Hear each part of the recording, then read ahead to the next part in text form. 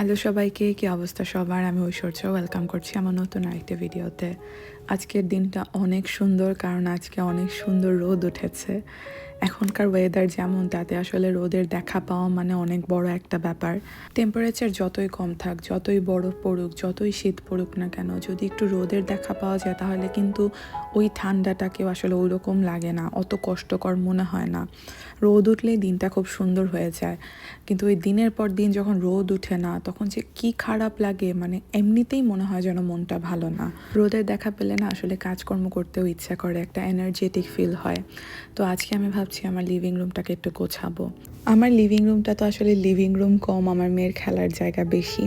তো ইদানিং আবার তার নতুন নতুন বেশ কিছু টয় যোগ হয়েছে, ওকে আমরা কয়েকটা টয় কিনে দিয়েছি একদম রিসেন্টলি। তো সেটা কেন কিনে দিয়েছি সেটাও বলছি আস্তে আস্তে। তো সব কিছু মিলিয়ে আমার এই লিভিং রুমের অবস্থা মোটামুটি 12টা বেজে থাকে। আর ও তো প্রচণ্ড খেলে, ও খেলনা দিয়ে খেলতে ভালোবাসে, তো যার জন্য আমাকে খুবই মেস ক্লিন করা লাগে। তো যেটা হয়েছে, ওকে টয় কিনে দেওয়ার কারণ হচ্ছে যে রিসেন্টলি আমরা রিয়েলাইজ করলাম যে কোনো একটা কারণে ও একটু টিভির দিকে ওর ইন্টারেস্টটা গ্রো করেছে বেশি।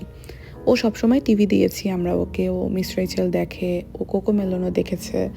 কিন্তু যেটা হয়েছে যে রিসেন্টলি আমরা বুঝলাম যে ও এটা আরও চাচ্ছে দেখতে, মানে ওর একটু নেশার মতো হয়ে যাচ্ছে। তো এখনই যদি আমি ব্যাপারটাকে কন্ট্রোল না করি তাহলে এটা একটু বেশি হয়ে যাবে। আর অবশ্যই বাচ্চাদের জন্য এক্সট্রা স্ক্রিন টাইম ভালো না, অবশ্যই টিভি দেখা ভালো। আমার মেয়ে তো যা শিখেছে, লেটার্স, ওয়ার্ডস, কালার্স, রাইমস, সব কিছুই মিস রেচেল ওকে শিখিয়েছে। মিস রেচেল একটা খুবই ইউজফুল আর খুবই ইন্টারেস্টিং একটা শো বাচ্চাদের জন্য। আমি ওকে দেই, ওকে ছোটোবেলা থেকে আমি দিয়েছি। আমরা খুব মেনটেন করেছি যে ওকে আমরা 1 বছর পর্যন্ত কোনো রকম কোনো স্ক্রিন টাইম দিতাম না। মানে আমরা টিভি দেখতাম, ও তাকিয়ে তাকিয়ে দেখতো, সেটা আলাদা বিষয়, কিন্তু আছে না যে ছোটোবেলা থেকে বাচ্চাদেরকে কার্টুন, গান, এটা ওটা দিয়ে দেওয়া, আমরা ওগুলো দেইনি, এটা আমরা মেনটেন করেছি। তারপর যখন ওর 1 বছর হলো, তারপর থেকে ওকে আমি দিনে ঘন্টাখানেকের মতো মিস রেচেল দেখতে দিয়েছি।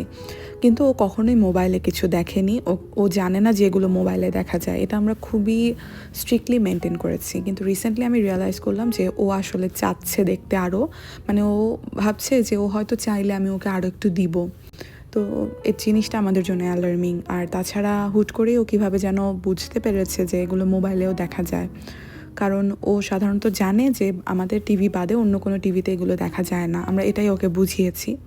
হুট করে একদিন একটা নিমন্ত্রণে যাওয়ার পরে ও বলছে যে ওকে যাতে আমি কোকোমেলন দেই, আর সেটাও যাতে আমার মোবাইলে দেই। মানে ও সামহাও বুঝতে পেরেছে যে এটা মোবাইলেও দেখা যায়। এই জিনিসটা আমাদের জন্য খুবই অ্যালার্মিং, খুবই, মানে আমি ভয় পেয়ে গিয়েছি সত্যি কথা বলতে। কারণ আমি চাই না ওকে আসলে টিভির উপরে এতটা ডিপেন্ডেন্ট বানাতে। আমি চাই না, এটা আমার পার্সোনাল চয়েস, আমাদের পার্সোনাল চয়েস, আমরা আর কি এটাই প্রেফার করি। তো যাই হোক, পরে আমি আর কি ঠিক করলাম যে খাই না খাই বাবা, রান্নাবান্না করি আর না করি, আমি আগে আমার মেয়েকে ঠিক করব, তারপরে কথা। কারণ এটার যদি ও সুযোগ পেয়ে যায় তাহলে আসলে বিপদ আরও বাড়তে থাকবে। তো আমি একটা টাইম ফ্রেম নিয়ে হাতে নেমেছিলাম যে 7 দিনের মধ্যে ব্যাপারটা ঠিক করব। 3-4 দিনের মাথায় আসলে মেয়েকে ঠিক করে ফেলেছি। সত্যি কথা বলতে যে ও আসলে আমার কাছ থেকে অনেকটা সময় চায়, এটা আমি বুঝতে পারি। তো রিসেন্টলি আমি একটু বিজি ছিলাম, একটু রান্নাবান্না এটা ওটা নিয়ে ব্যস্ত থাকার কারণে ওকে আমি একটু সময় কম দিয়েছি, যার জন্য এই সমস্যাটা। তারপরে ওকে নিয়ে আমি প্রতিদিন অনেক সময় দিচ্ছি এখন। তো ও বই পড়ে, ও ছবি দেখে, ও আঁকাআঁকি করতে চেষ্টা করে। ওকে নতুন নতুন আমি কয়েকটা টয়ও কিনে দিয়েছি এই জন্য, যাতে ও নতুন করে বিজি হয়। এখন মোটামুটি ভগবানের ইচ্ছাও ঠিকঠাক হয়ে গেছে, অত একটা টিভির জন্য সে চাচ্ছেও না। যেমন সন্ধ্যার পরে ওর বাবা যখন ফেরত আসে বাসায়, তারপরে কিন্তু ও টিভিতে খেলা দেখে, বা আমরা যে কোনো সিরিজ দেখি, বা আমাদের যা দেখার সেগুলো আমরা দেখি। আমি খেয়াল করলাম গত 2-3 দিনে ও একবারও বলেনি যে ওকে আমি যাতে ওর মিস রেচেল বা যে কোনো কিছু দিয়ে দিই। যেটা ও বলেছিল বলেই কিন্তু আমার এই স্টেপ নেওয়া। তো সে বুঝতে পেরেছে যে ও চাইলে এটা পাবে না। তো এই জিনিসটা আমি আসলে সবসময় ফলো করেছি যে বাচ্চা যদি যেটা চায় সেটা যদি সাথে সাথে দিয়ে দিই তাহলে একদম ধরা খেয়ে গেলাম আর কি, ব্যাপারটা অনেকটা এইরকমই। তো যাই হোক, ভগবানের ইচ্ছা আমি সবটা ঠিক করে ফেলতে পেরেছি, এটাই আমার কাছে অনেক বড় একটা ব্যাপার। আর এদিকে এই সব কারণেই আমি এই কয়দিন ধরে ঘরের কোনো কাজকর্ম করিনি, আমি প্রচুর সময় আমার মেয়েকে দিয়েছি। আর এই জন্য খেলাধুলা প্রচণ্ড করা হয়েছে। আমার লিভিং রুমের অবস্থা 12টা বাজা। তো তো মোটামুটি সব কিছু গুছালাম, মামুনি ঘুম চলে এসেছে, ওকে ঘুম পাড়িয়েও দিয়ে আসলাম। এখন আমি বাকি কাজটা সারবো। তো গুছাতে গুছাতে ভাবলাম যে আমার লিভিং রুমটা প্রথমে আমি বাসায় ওঠার পরে যেরকম ছিল, মানে মামুনির যখন বয়স কত 7 মাস, হ্যাঁ 7 মাস তখন আমি আমার লিভিং রুমের ওরিয়েন্টেশনটা চেঞ্জ করেছিলাম। কারণ ও তখন হামাগুড়ি দেওয়া শিখেছে, ও কয়েকদিন পর হাঁটতে শিখবে, তখন আমি মনে করেছিলাম যে ওর খেলার জন্য জায়গা বেশি দরকার, ওই জন্য আমি শিফট করে ওরকম করে নিয়ে গিয়েছিলাম। এখন আমি আবার ঠিক করলাম যে না, আমি আগের জায়গায় ফেরত আসবো। আমি বেশ অনেক দিন ধরেই ভাবছিলাম যে এটা করব, কিন্তু আমি একা পারবো কি পারবো না এই চিন্তা করতে করতে আসলে করিনি। কারণ আমি আগেও বলেছি যে আমার বর এগুলোতে একেবারেই নট ইন্টারেস্টেড, ওর কোনো ইন্টারেস্টও নাই, ও আমাকে কোনো হেল্প করবেও না। তো পরে আজকে যেহেতু হুট করে ডিসাইড করলাম আর একা একা মোটামুটি পুরোটাই করে ফেললাম। বিশেষ করে টিভির ক্যাবিনেট, এটাকে দেখতে মনে হয় অনেক ভারী এবং অ্যাকচুয়ালি এটা অনেক ভারী, কিন্তু আমি যেহেতু পারছি তার মানে আসলে ধাক্কা মারলে এটাকে সরানো সম্ভব। তো যাই হোক, মোটামুটি করেই ফেলেছি। আর সবচেয়ে বড় কথা হচ্ছে আমার কাছে মনে হয় এরকমভাবে যদি রুমে একটু নাড়াচাড়া দেওয়া যায় তাহলে না অনেক মেস বের করা যায়। যেমন আমার অনেক খেলনা, মামুনির ছোটো ছোটো খেলনা, আমার চুলে ক্লিপ, নেল পলিশ, এটা ওটা এই চিপায় ওই চিপায় লুকিয়েছিল, আমি খুঁজেই পাচ্ছিলাম না।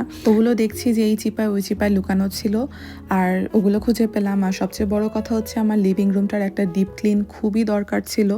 যদিও আমি একদম অড টাইমে ডিসিশনটা নিয়েছি যে এটা করবো আজকে, মানে অলমোস্ট বিকাল তখন 4টা বাজে, কিন্তু তাও আমি যে মানে শেষ করতে পেরেছি এটা আমার জন্য অনেক অনেক রিল্যাক্সিং।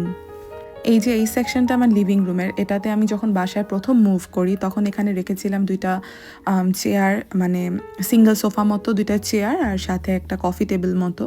এটা অন্যরকম একটা ডেকোর ছিল ওই সময়টায়। তো ওই চেয়ারগুলো এখন আর আমার নেই।